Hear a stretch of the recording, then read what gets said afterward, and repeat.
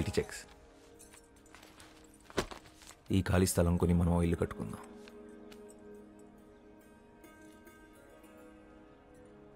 ఏమైంది రోసి? నా అదృష్టం కొద్దీ నువ్వు దొరికా. నేను ఆ ఉచ్చు నుంచి బయటపడగలిగాను. అయినా ఒక్క గుడిలోనే 25 మంది దేవదాసీలు ఉంటే దేశంలో ఎన్ని గుడులున్నాయి? ఎన్ని వేల మంది స్త్రీలు ఇంకా గుడి నీడల కింద పడి నలిగిపోతున్నారు. కానీ బయట ప్రపంచం వాళ్ళని గౌరవించదు కదా. వాళ్ళని చేరదీసేదెవరు? వాళ్ళ పిల్లల భవిష్యత్తుకు భరోసా ఎవరు?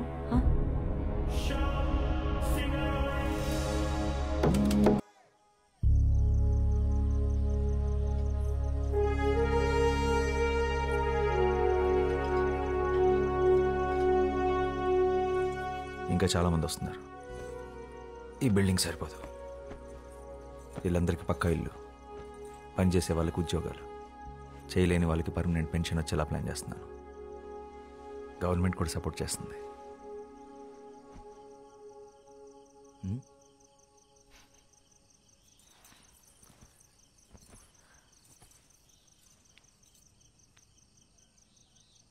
మనసులో ఏ చింత లేదు. ఈ అమావాస్య ఆకాశంలాగా. దీన్ని సంతోషం అంటారేమో. శ్యామ్, నీకు తెలుసా, ఒక దేవదాసి అమావాస్య రోజు చనిపోతే నేరుగా దేవుడి దగ్గరికి వెళ్తుందంట. నేనంటూ చనిపోతే ఇలా ఒక అమావాస్య రోజు నీ ఒడిలో పడుకొని నిన్నే చూస్తూ మా మీద చిరునవ్వుతూ చనిపోవాలనుంది.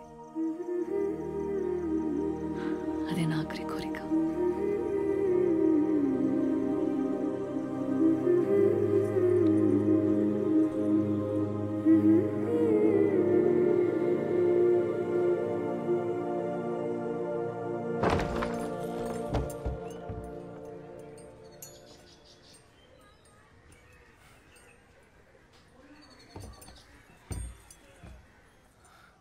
అన్నయ్య కొంట్లో బాగోలేదురా, నిన్ను చూడాలంటున్నారు. ఒక్కసారి ఇంటికి వస్తావా?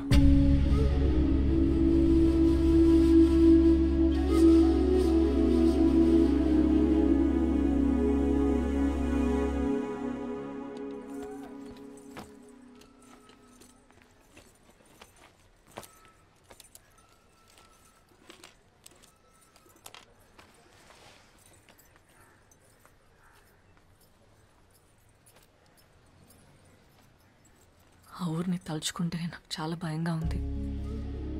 అంత గొడవ జరిగిన తర్వాత మళ్ళీ ఆ ఊరికి వెళ్తున్నావంటే నా గుండె తడగా ఉంది. వెళ్ళొద్దు శ్యామ్. నా చిన్నప్పుడే అమ్మ నాన్న పోయారు. ఊహ తెలిసినప్పటి నుంచి అన్నయ్య నాకు తండ్రి. నేను వెళ్ళాలి రోసి. ఆ ఊరి మీద ఉన్న భయం నా కుటుంబం మీద ఉన్న ప్రేమను ఆపకూడదు.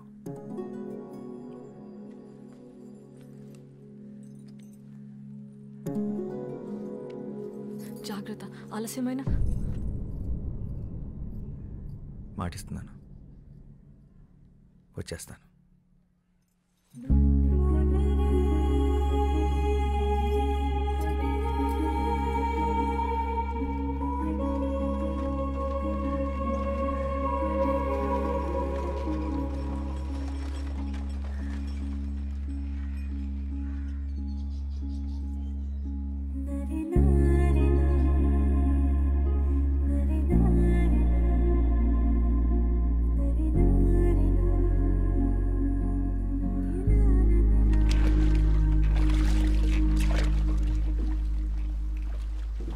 అన్నయ్యలకు తెలియకుండా నీ పుస్తకాలన్నీ చదువుతుంటాను రా. నువ్వు రాసిన ప్రతి పుస్తకం ఉంది నా దగ్గర. అందరికన్నా నీకు పెద్ద అభిమాని నేనే.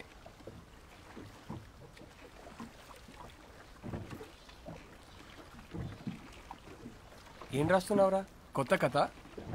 ఒక చిన్న కథ, ఇప్పుడే తట్టి.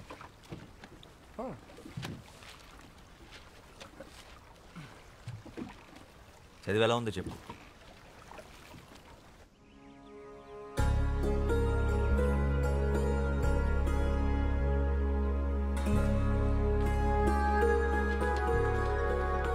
వదినా, శ్యాంబాబు వచ్చాడు. రండి రండి, అందరు రండి. ఏరా బాగున్నావా? బాగున్నా అన్నయ్య, నువ్వు ఎలా ఉన్నావు? బాగున్నాను. భోంచే. ఏయ్ భోజనం పెట్టండి. వెళ్ళు వెళ్ళు. నువ్వు బజార్కి వెళ్ళి కొబ్బరి బొండాలు తీసుకురా. రసగుల్లా కూడా తెస్తాను. కూర్చోబెట్టండి వాడిని.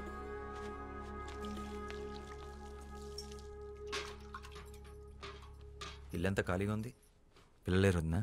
ఇప్పుడు ఖరగ్పూర్లో ఉండి చదువుకుంటున్నారు శ్యాంబాబు.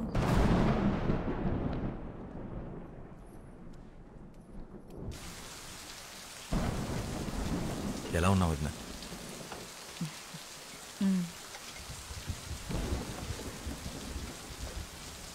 ఏంటి వదినా, ఒంట్లో బాలేదా? అదేం లేదు, నువ్వు ఫోన్ చేశామా? కూర్చో కూర్చో. ఏయ్ నువ్వు లోపలికి వెళ్ళు.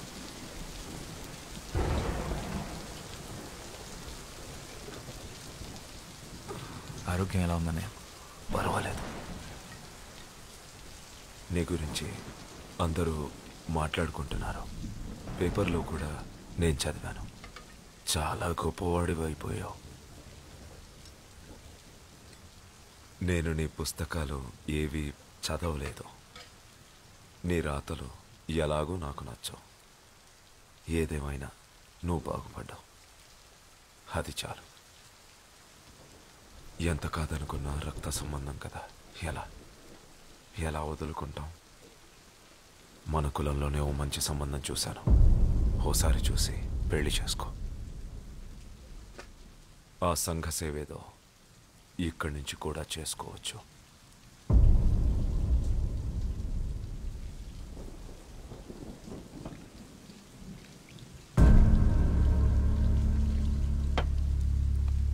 నా పెళ్ళైపోయింది అన్నయ్య.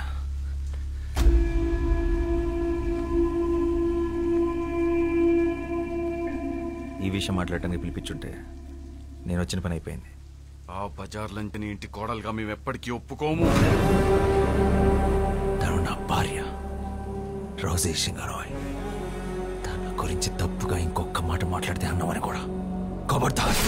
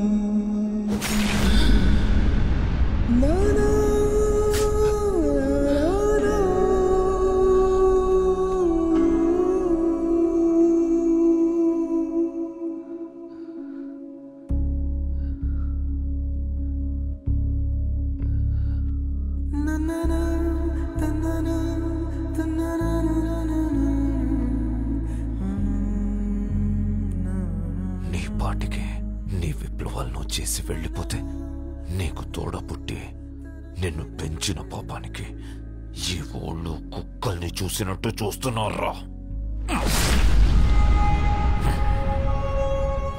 మా పిల్లల భవిష్యత్తుకి నీ చావే భరోసా ఇవ్వాలి. నిన్ను చంపి మళ్ళీ ఊళ్ళో తలెత్తుకొని తిరుగుతాం.